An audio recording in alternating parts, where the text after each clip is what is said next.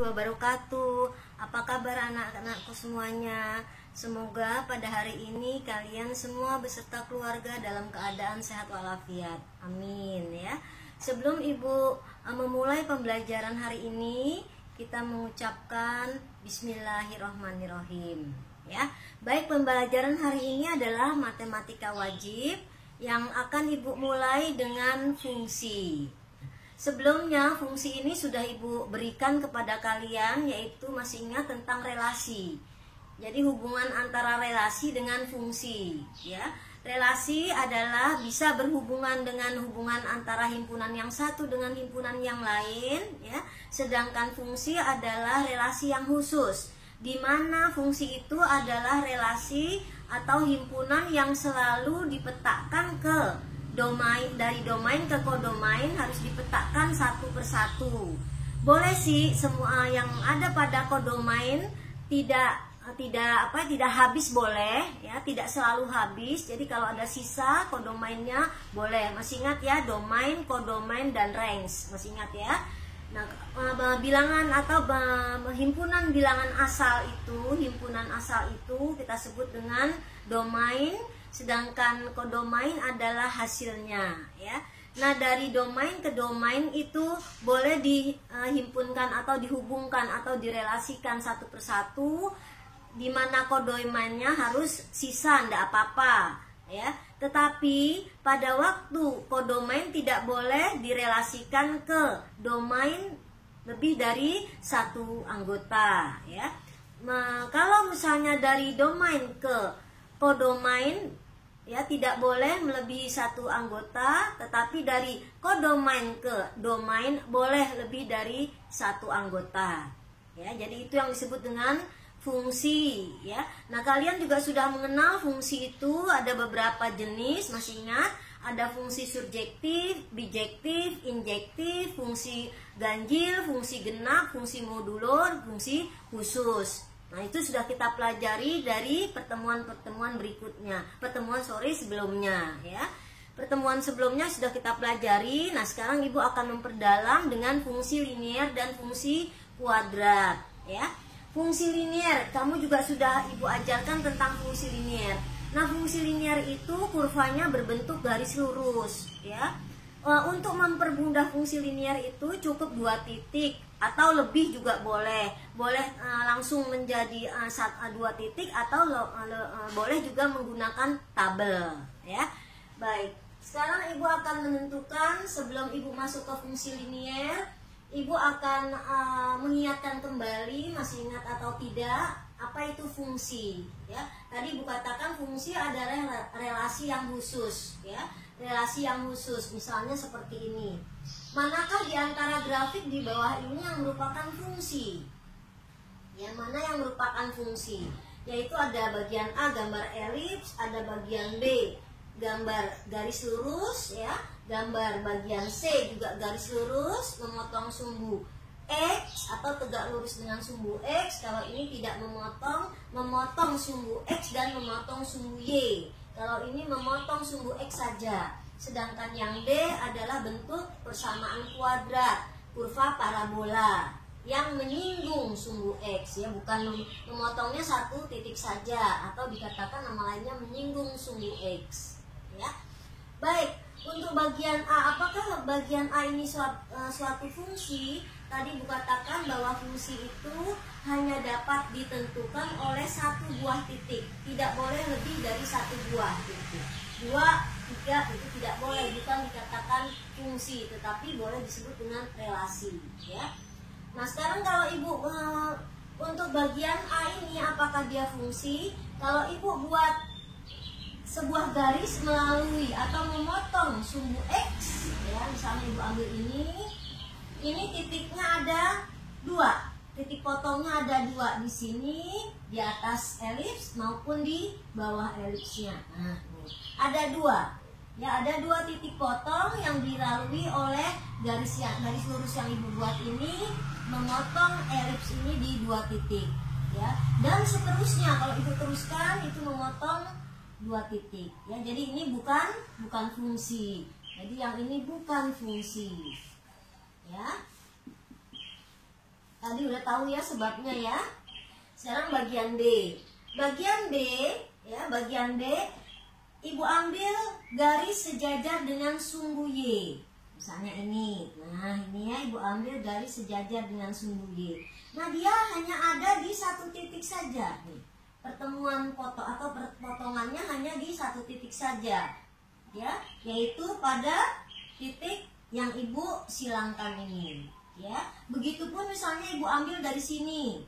Ya, garis lurus yang tegak lurus dengan sumbu X, yaitu dapatlah dia satu titik potong, tidak lebih, ya. Begitupun seterusnya, ya. Kamu bikin beberapa garis yang tegak lurus dengan sumbu X, tetap dia satu titik potong. Maka ini disebut dengan fungsi. Ini fungsi ya. Nah, sekarang yang bagian C. Yang bagian C, misalnya Ibu ambil garis sejajar dengan sumbu X, garis sejajar dengan sumbu X. Ini Ibu buat di sini misalnya, ya, ini sejajar dengan sumbu X. Nah, ini ya, sejajar dengan sumbu X. Maka kemudian di sini juga ada lagi yang sejajar dengan sumbu X. Dan seterusnya, ya, makin banyak titik putusnya atau makin banyak garis-garis yang sejajar dengan sumbu X-nya makin baik. Nah, ini titik potongnya ternyata ada di beberapa titik, tergantung banyaknya garis yang sejajar dengan sumbu X, yaitu misalnya ini. Nah, ini ada satu titik, ini 2 titik, ini 3 titik. Jadi lebih dari satu titik hasil perpotongannya. Jadi yang bagian C bukan fungsi. Yang ketiga, bagian D. Kurva parabola, ya, persamaan kuadrat, ya. Ibu ambil di sini titik-titiknya, misalnya titik-titik ke bawah sama sejajar dengan sumbu Y, ya, sumbu Y. Ibu ambil misalnya titik yang ini, nih, tuh. Ibu ambil misalnya titik yang ini, nah, ini Ibu ambil lagi titik yang ini, nah, sejajar sumbu Y, ya. Pertemuannya dengan parabola hanya satu titik ini, nah, satu titik. Ini juga satu titik, ini juga satu titik, ya, satu titik yang berbeda. Kalau ini kan lurus tuh, ya, satu titik yang berbeda. Nah, ini juga boleh yang di sebelah kiri, ini juga dan seterusnya, ya. Ini juga satu titik, satu titik, satu titik. Berarti grafik fungsi bagian D adalah sebuah fungsi. Jelas ya anak-anak ya, fungsi itu apa ya? Baik. Baik anak-anakku semua, kita lanjutkan dengan menggambar, ya. Tadi kan yang disebut fungsi itu apa, kemudian fungsi itu ada bermacam-macam. Salah satu beberapa masalah yang akan diberikan hari ini adalah fungsi linier dan fungsi kuadrat. Nah, fungsi linier, ya, tadi sudah Ibu katakan kurvanya berbentuk garis lurus, ya. Bagaimana menggambar? Ada 2 model menggambar fungsi liniernya dan menentukan persamaan liniernya, ya. Yang untuk melukis atau menggambar grafik fungsi linier ada 2 cara, yaitu dengan menggunakan tabel atau juga dengan menggunakan, boleh juga dengan menggunakan titik potong sumbu X dan titik potong sumbu Y. Lebih cepatnya karena dia garis lurus, jadi 2 titik saja sudah bisa kita hubungkan. Tetapi kalau kamu mau mulus, ya, mulus sekali itu gambar, ya, lebih baik memperbanyak titik-titik pada gambar tersebut, ya. Baik, Ibu di sini menentukan fungsi liniernya dalam bentuk mx plus c, di mana m-nya adalah gradien garis lurus atau koefisien arah, boleh disebut juga dengan koefisien arah. M ini nama lainnya adalah gradien garis lurus atau koefisien arah, di mana M itu tidak boleh 0 nilainya, ya. Nah, kemudian misalnya nama lain, kalau misalnya AX plus B bagaimana, Bu? Boleh. Tetapi dalam hal ini si A-nya yang disebut dengan gradien atau koefisien arah, ya. B-nya adalah konstanta atau C-nya adalah konstanta. C itu boleh 0, boleh negatif, pokoknya C-nya itu bilangan real, ya. Baik, kita lanjutkan. Ibu minta kalian menggambar grafik fungsi linier yaitu 2x min 6, ya. Yang pertama boleh dengan cara tabel fungsi. Misalnya x-nya sekian, y-nya sekian. X-nya sekian, masukkan si X-nya, Y-nya sekian gitu. Beberapa titik boleh. Tetapi karena menurut Ibu ini gambarnya sangat mudah, hanya sebuah garis lurus, berarti cukup 2 titik aja. Nah, kita ambil titik potong sumbu X dulu, boleh. Titik potong sumbu Y dulu, boleh ya. Titik potong sumbu X, maka dapat Y-nya 0 ya. Kita dapati Y-nya 0, berarti kita masukkan ke sini, Y-nya kita substitusi. 0 sama dengan 2X min 6, berarti X-nya dapat 3. Maka titik potong pertama untuk sumbu X kita peroleh 3,0 ya. Yang kedua adalah titik potong sumbu Y, maka X-nya yang 0. Kita substitusi ke soal, Y sama dengan 2X min 6, substitusi, X-nya 0, jadi 2 kali 0 min 6, didapatlah nilai Y-nya sama dengan min 6. Maka koordinat yang kedua adalah untuk sumbu Y, yaitu 0, min 6. Nah, titik-titik potong ini dari sumbu X dan sumbu Y kita hubungkan dengan koordinat kartesius atau bidang kartesius ya. Yaitu kita ambil di sininya min 3, sumbu X 3,0, berarti X-nya 3, Y-nya 0 ya. Kita ambil X-nya 0, Y-nya min 6. Di sini Y-nya 6 ya, di bawah ya untuk sumbu X. Maka dari titik 3 dan titik min 6 kita hubungkan, maka terdapatlah sebuah garis lurus atau fungsi linier ya. Jelas ya anak-anak ya? Oke. Baik, kita teruskan. Sekarang Ibu akan masuk ke fungsi linier yang tadi dengan cara Y sama dengan Fx plus C atau Y sama dengan Ax plus B ya. Kita gambar di sini, M itu adalah gradien atau koefisien arah. Yang pertama ya, apabila dia, perhatikan gambar pertama ini, apabila dia hanya memotong satu buah titik potong, maka kita gunakan persamaan Y min Y1 sama dengan MX min X1. Y1 dan X1 nya adalah titik potongnya, titik potong antara si gradiennya dengan persamaan garis lurusnya ya. Jadi persamaan garis lurus dan gradiennya akan membentuk sebuah koefisien ya, atau sebuah gradien ya, sebuah koefisien arah gitu ya. Jadi mempunyai arah dia.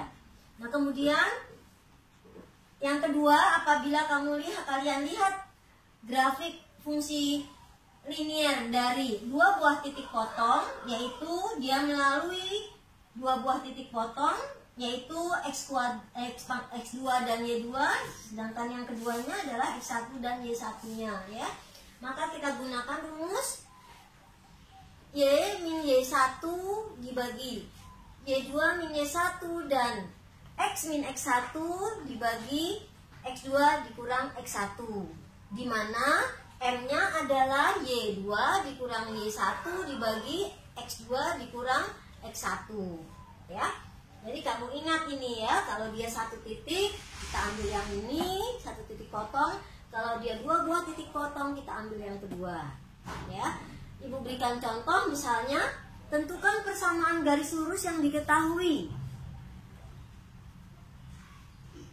Titiknya atau koordinatnya adalah 2,7 dengan gradiennya min 2 dan dua buah titik potong yaitu 2,7 serta min 1,2 ya.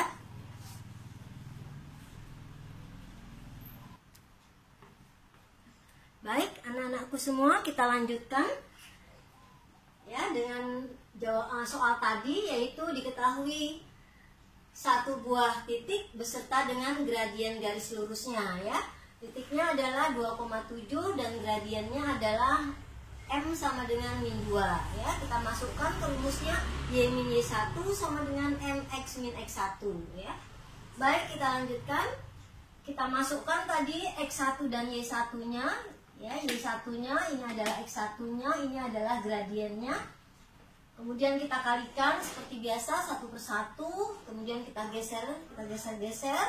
Kita bisa dalam bentuk Y sama dengan 2X plus 11 ya, bisa juga dalam bentuk sama dengan 0. Jadi boleh ini, kalau bentuk ini adalah bentuk implisit. Jadi tergantung si PG-nya kalau soalnya dalam bentuk PG.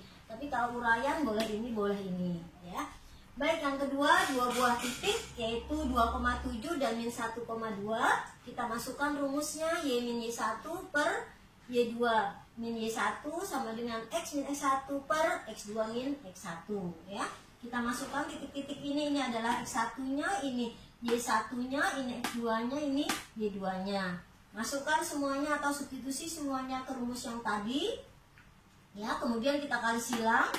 Ya, kita kali silang ini dulu, kita kurangi min 3 dikali Y, kemudian min 3 dikali 7, dikali min 7 ya. Kemudian ini juga kita kali silang dengan yang ini ya. Min 5 dikali X, dapatlah dia min 5X, min 5 dikali min 2, dapatlah dia plus 10 ya. Maka dari sini kita geser-geser ya, kita geser ke kanan ya, maka Y-nya adalah min 5 dibagi min 3, dapatlah 5/3X. Kemudian 10-nya kita geser ke kiri, jadi 11 dibagi 3 ya, dapat 11/3. Atau boleh juga kita samakan penyebutnya, kita kalikan 3. Jadi penyebutnya tidak ada. Jadi 3Y, karena di sini kita geser ke kiri ya. Dan yang ini yang Y-nya kita geser ke kiri, berarti Y-nya menjadi min 3Y ya. Kita letakkan di belakang.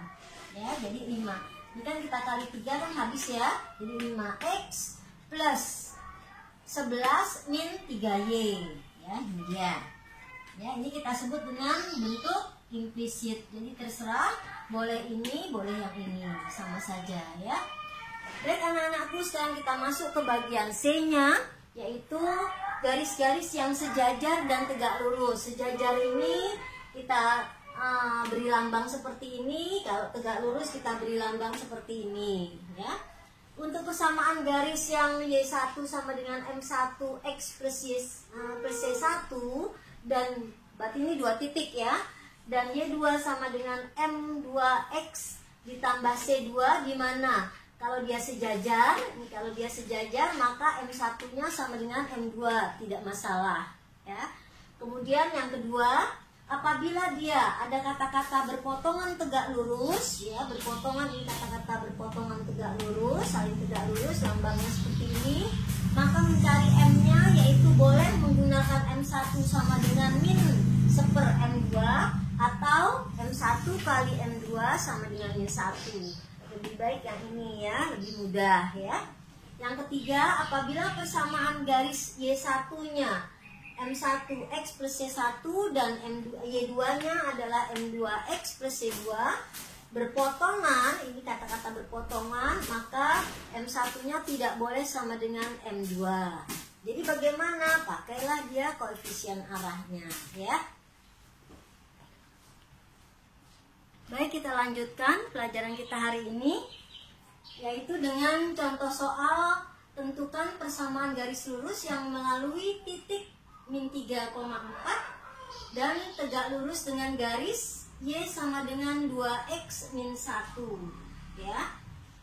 M-nya kita dapatkan 2, tetapi karena ada kata-kata tegak lurus ya, maka kita gunakan rumus yang tadi, yaitu M kali M1 sama dengan min 1 atau M1 sama dengan min setengah M2 ya.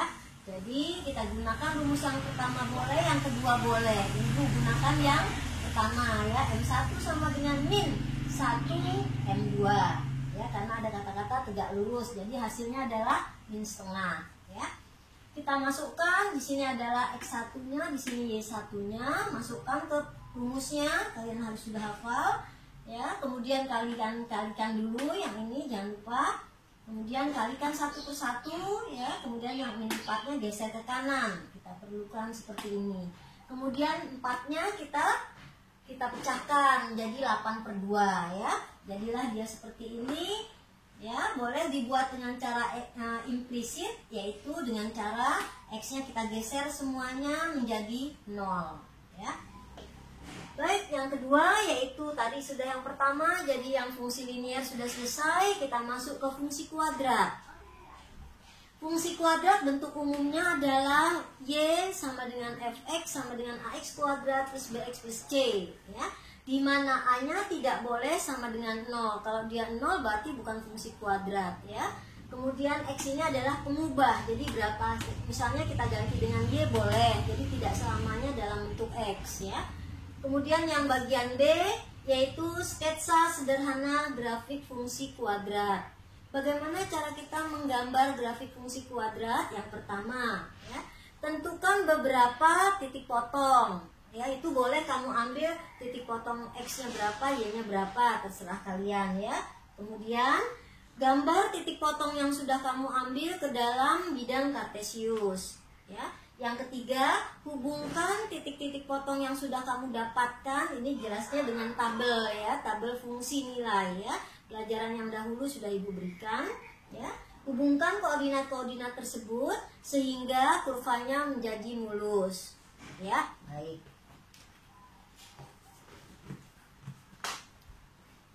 Mari anak-anak semuanya kita lanjutkan, yaitu bagaimana cara melukis grafik fungsi kuadrat ya, atau grafik parabola ya, dimana fx-nya sama dengan x kuadrat min 4x plus 3 dengan interval atau dengan batas, ini disebut dengan interval atau dengan batas, x diantara sama dengan min 1 sampai dengan 5 ya. Jadi daerah asalnya udah kelihatan dari sini ya. Daerah asal itu kan dalam bentuk X, daerah hasil dalam bentuk Y ya. Kita boleh masukkan ke dalam fungsi tabel ya. Tabel ini kita misalkan X-nya berapa, Y-nya berapa. Kemudian X-nya masukkan berapa, hasilnya Y-nya berapa, begitu ya. Ibu sudah pernah memberikan ya. Dimana di sini Bu misalkan X-nya min 1 sampai dengan 5, min 1, 0, 1, 2, 3, dan 4. Nilai-nilai X ini kita masukkan ke dalam persamaan parabolanya ya, ke dalam persamaan kuadratnya. Dapatlah nilai Y ini ya. Kemudian titik-titik ini, titik X min 1,8 dan seterusnya kita masukkan ke kartesius, ke bidang kartesius ya. X-nya positif kanan, X-nya negatif kiri, Y positif kanan, Y negatifnya bawah ya. Sumbu simetri yaitu dengan cara, kalian masih ingat ya, sumbu simetri dengan cara X sama dengan min B per 2A ya. Ini dia A, B, C, A-nya 1, B-nya min 4, C-nya 3 ya. Min B per 2A ya, dapatlah sumbu simetrinya. Ini dia yang disebut sumbu simetri ya. Titik yang paling rendah, kalau dia terbuka ke atas berarti titik yang paling rendah kita sebut dengan minimum ya. Ini dah X sama dengan 2 nya adalah sumbu simetrinya ya, dimaksud sejajar dengan sumbu Y. Kemudian titik-titik ini kita hubungkan, maka kita hubungkan dengan kurva yang mulus ya. Itulah kegunaan dari tabel ini. Boleh saja kamu tidak membuat atau tidak mengerjakan dengan tabel, yang kamu perhatikan adalah sumbu simetrinya, kemudian titik baliknya atau titik puncaknya, atau nama lainnya titik ekstrim ya. Dengan titik ekstrim itu kemudian kamu lihat di situ kira-kira batasnya berapa ya. Titik potong sumbu X, titik potong sumbu Y. Kalau titik potong sumbu X, Y-nya 0. Kalau titik potong sumbu Y, X-nya akan menjadi 0. Titik maksimumnya bagaimana? X-nya kita ambil dengan rumus simetri, sedangkan Y-nya kita ambil dengan rumus deksliminan per min 4A. Deksliminan adalah B kuadrat min 4AC ya. Kita gunakan rumus-rumus ini untuk mempermudah tanpa menggunakan tabel ya, tapi itu sebagai sketsanya, skemanya saja ya. Kemudian mana yang disebut dengan daerah asal, yaitu tadi kita sudah dapat tahu dari sini ya, X di antara min 1 dan 5. Kemudian daerah hasilnya adalah si Y-nya, paling kecil Y-nya adalah min 1, paling besar Y-nya adalah 8. Jadi daerah hasilnya Y di antara min 1 sampai dengan 8. Karena dia min berarti dia termasuk bilangan real ya, bilangan real. Pembuat nolnya di mana? Ternyata di sini pembuat nolnya adalah 1 dan 3 ya. 1 dan 3 ini yang disebut dengan pembuat nol apabila Y-nya nilainya 0 ya. Baik. Kemudian sumbu simetri tadi Ibu sudah katakan menggunakan rumus min B per 2A ya, mengingat pelajaran yang sudah Ibu berikan ya. Kemudian nilai minimumnya, kalau nilai itu adalah Y ya, nilai Y min 1 ini dapat dari mana? Yang paling rendah, dalam hal ini yang paling rendahnya adalah min 1, itu Y-nya, nilai minimumnya. Kenapa disebut minimum?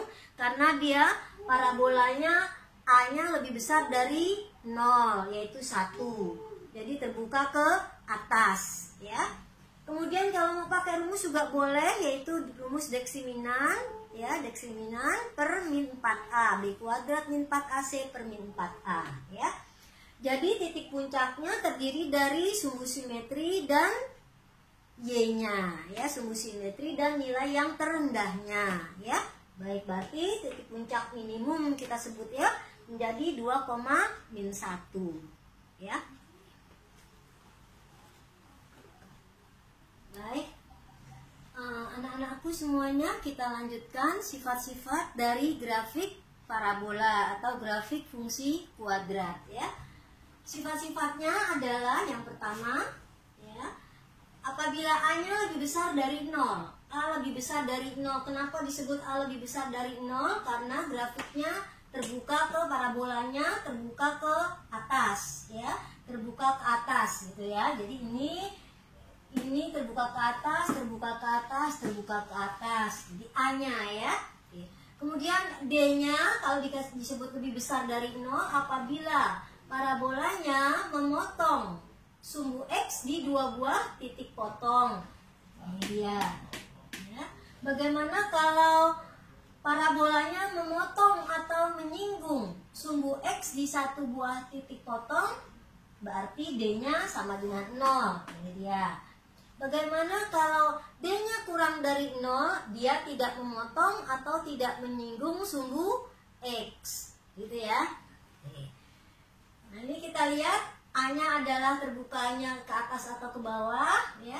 D-nya, Y itu adalah titik potong dari sumbu X-nya. Apakah ada 2 buah titik potong, apakah tidak memotong, apakah memotong 1 buah titik atau menyinggung sumbu X di 1 buah titik ya.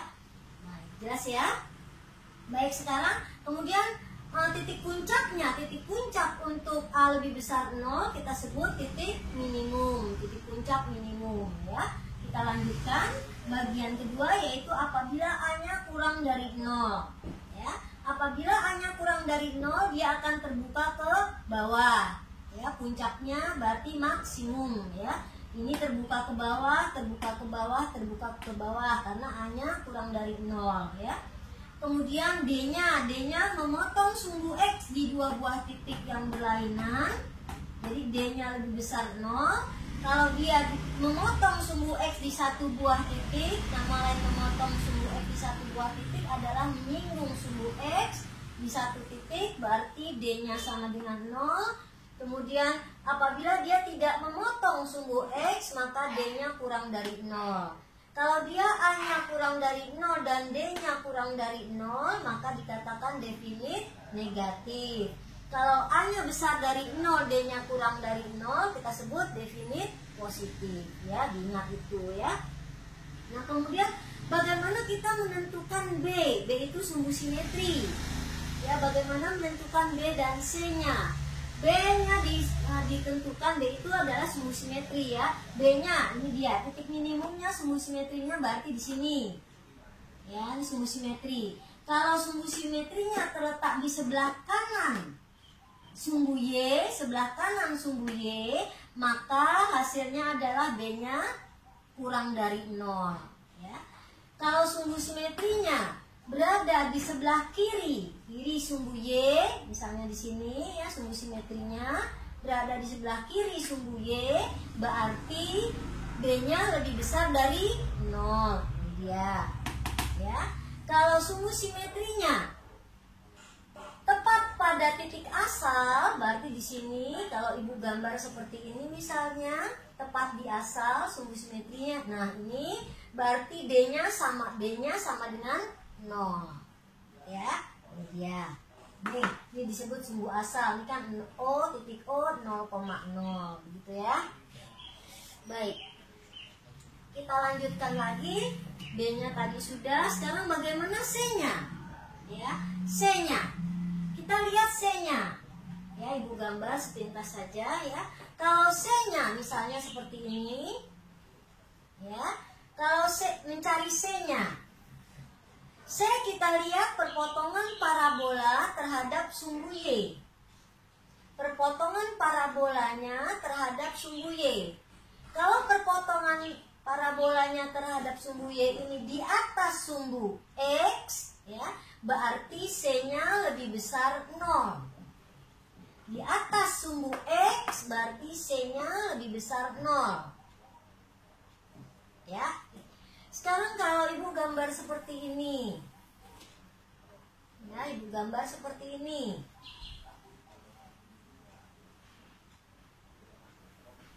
Nah, begini ya. Kalau perpotongan antara parabolanya, kurva parabola terhadap sumbu Y, ini sumbu Y-nya, di bawah sumbu X, ini sumbu X-nya, ya, di bawah sumbu X, maka C-nya kurang dari 0. Itu cara melihatnya, ya. Jelas ya? Baik.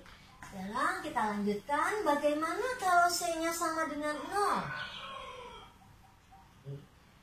Ambil C-nya sama dengan 0.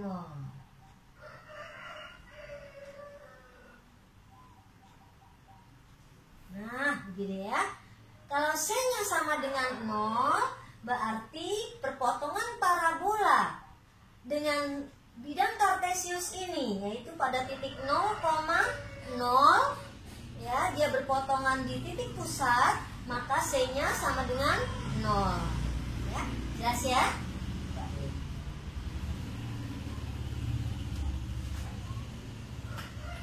Baik anak-anakku semua, kita lanjutkan dengan sketsa grafik fungsi kuadrat secara umum. Tadi Ibu berikan dengan tabel, sekarang yang lebih singkat, yaitu dengan cara D-nya, kemudian dengan cara titik potongnya atau titik puncaknya ya. Dengan cara D-nya, yaitu kita ambil titik potong sumbu X dan titik potong sumbu Y ya, titik potong sumbu X dan titik potong sumbu Y ya. Titik potong sumbu X, Y-nya 0 ya. Kita lihat tadi sudah Ibu jelaskan, D lebih besar 0 apabila dia memotong sumbu X di 2 titik yang berlainan ya. Kemudian D sama dengan 0 apabila dia menyinggung ya sumbu X di 1 buah titik. Kemudian D-nya kurang dari 0 apabila dia tidak menyinggung dan tidak memotong sumbu X ya. Kemudian titik potong sumbu Y, X-nya sama dengan 0, kita tinjau C-nya. Tadi juga Ibu sudah bilang kalau C itu kita lihat dari perpotongan parabola terhadap sumbu Y. Kalau C-nya memotong parabola di atas sumbu X, berarti C-nya lebih besar 0. Kalau C-nya memotong sumbu X pada titik pusat, ya, berarti C-nya sama dengan 0. Kemudian C-nya kalau kurang dari, berarti C-nya ada di bawah perpotongannya dari sumbu X ya. Kemudian kita cari ekstrimnya, yang ketiga kita cari ekstrimnya atau nama lainnya titik balik atau nama lainnya lagi titik puncak. Dikatakan titik balik maksimum apabila dia titiknya atau A-nya terbuka ke atau A-nya lebih kecil dari 0 terbuka ke bawah. Kalau dia minimum, dia parabolanya terbuka ke atas, berarti A-nya lebih besar dari 0 ya. Mencari X-nya atau sumbu simetrinya dengan rumus ini, min B per 2A. Kemudian mencari nilai Y-nya, yaitu B kuadrat min 4AC per min 4A. Ini adalah rumus determinan ya. Kemudian A-nya, ya, kalau kita terbuka ke atas, berarti dia nilainya minimum, berarti A-nya kurang. Kalau A-nya besar, berarti dia minimum ya. Kalau A-nya kecil, berarti dia maksimum ya. Oke. Baik, kita lanjutkan titik bantu lainnya. Titik bantu lainnya ini kegunaannya untuk apa? Untuk agar kurvanya mulus, gambarnya mulus ya, tidak berkelok-kelok ya.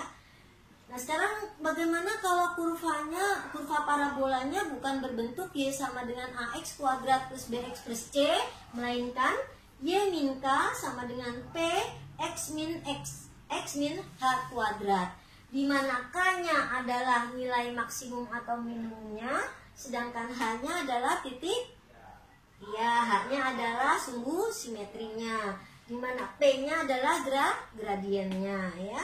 Berarti mencari titik puncaknya adalah H, K, ya. H-nya adalah pakai sumbu simetri, K-nya kita pakai Y-nya, ya, nilai yang tertinggi atau nilai yang terendah, ya.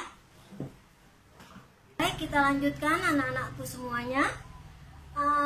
Kita ambil contoh soal bentuk yang Y min K sama dengan P kali X min H kuadrat, yaitu bentuknya yang lain, ya. Bentuk ini kita gunakan dengan cara melengkapkan kuadrat sempurna, ya. Sekarang perhatikan contoh soal ini. Tentukan sumbu simetri dan titik puncak dari persamaan fungsi parabola Y sama dengan X kuadrat min 5X plus 4, ya. Kita dengan cara melengkapkan kuadrat sempurna, yaitu ini koefisien X-nya kita kalikan setengah, ya. Berarti 5/2, ya. Ini kita dapatkan 5/2. Kemudian nilai ini, nilai X min 5/2 kuadrat ini kita jabarkan menjadi X kuadrat min 10X, gitu kan? Min 10X kali 2 berarti min 5X plus 25/4, gitu kan? Nah, ini dia masuknya 25/4. Nah, 25/4 itu, 25/2 itu kan artinya 25/4. Nah, 25/4 berarti yang 4 ini menjadi, kita jadikan per 4, 16, ya. 16/4. Nah, 25/4 min 25/4 ditambah 12/4, 16/4 sama dengan min 9/4, gitu. Begitu cara perhitungannya. Jadi ini dikuadratkan, dapatlah dia min 25/4, ya. Kemudian plus 4 ini kita jadikan per 4 menjadi 16/4. Jadi min 25 ditambah 16/4 adalah min 9/4, ya. Jadi dapatlah dia ini, ya. Kemudian kita bentuk, ya, kebalikan dari min 9/4 adalah plus 9/4. Ini dia, ya. Kita bentuk menjadi bentuk ini, ya. P-nya adalah 1 di sini, satunya tidak usah ditulis. Nah, X min 5/2-nya dari yang ini, ya. Baik, sumbu simetrinya, berarti yang mana sumbu simetrinya? Sumbu simetrinya adalah si H, ya, si A, ini dia, ya, sumbu simetrinya. Jadi kan rumusnya min H, berarti min kali min kan jadi plus, ini, ya. Kemudian sumbu Y-nya mana? Sumbu Y-nya adalah yang ini dia, ya, sumbu Y-nya, ya, sumbu Y-nya adalah yang ini, atau ini adalah si K, sumbu Y-nya. Rumusnya adalah min, berarti min kali plus, berarti menjadi min 9/4, ya. Jadi titik baliknya 5/2, min 9/4, ya.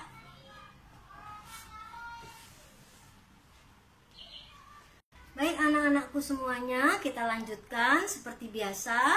Sebelum Ibu akhiri pertemuan kita hari ini, Ibu akan memberikan checkpointnya, ya, yaitu yang pertama, jika fungsi kuadrat ditentukan oleh fx sama dengan 2x kuadrat min 4x min p, tentukanlah batasan p agar kurva fungsi f memotong sumbu x di dua titik yang berbeda.